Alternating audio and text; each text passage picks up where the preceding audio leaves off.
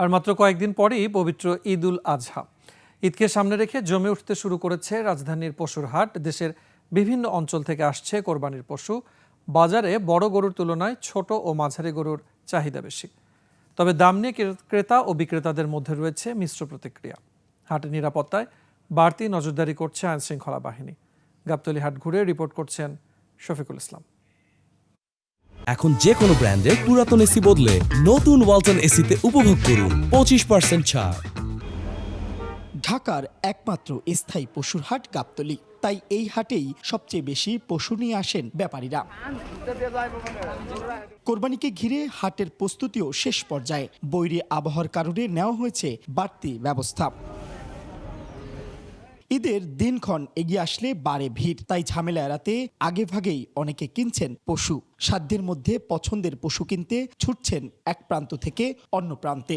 গত বছর অনেক ভোগান্তি ছিল, এবছরের জন্য আগে কিনছি ৭৭,০০০ টাকার মধ্যে আমার পছন্দের গরু পেয়ে গেছি। দাম ওই আগের মতনই, দাম কমে নাই। এখন তো মানুষ ঘুরতে আসে, নেওয়ার জন্য না, খালি পরিদর্শন করে।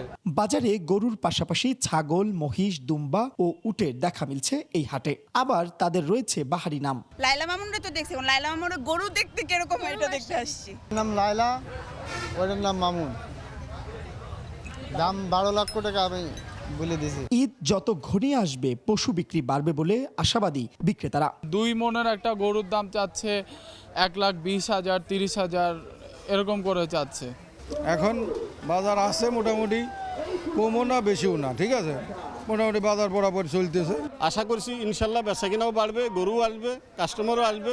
হাটের সার্বিক নিরাপত্তায় কাজ করছে সেনাবাহিনী সহ আইনশৃঙ্খলা বাহিনী। চাঁদাবাজির বিরুদ্ধে ঘোষণা করা হয়েছে কঠোর অবস্থান। এখানে কোনো রকমের চাঁদাবাজি হবে না, চাঁদাবাজির পক্ষে আমাদের জিরো টলারেন্স ঘোষণা করা হয়েছে। ঢাকা উত্তর সিটি কর্পোরেশনের আওতাধীন এই হাটের ইজারাও চূড়ান্ত হয়েছে। দায়িত্ব পেয়েছে ইরফান ট্রেডার্স। ঈদ যত ঘনিয়ে আসবে ততই বাড়বে বেচাকিনা। ক্রেতা বিক্রেতাদের পদচারণায় মুখরিত হয়ে উঠবে এই গাবতলীর হাট, এমনটাই প্রত্যাশা সংশ্লিষ্টদের। মোহাম্মদ শফিকুল ইসলাম, ২১ টেলিভিশন, ঢাকা।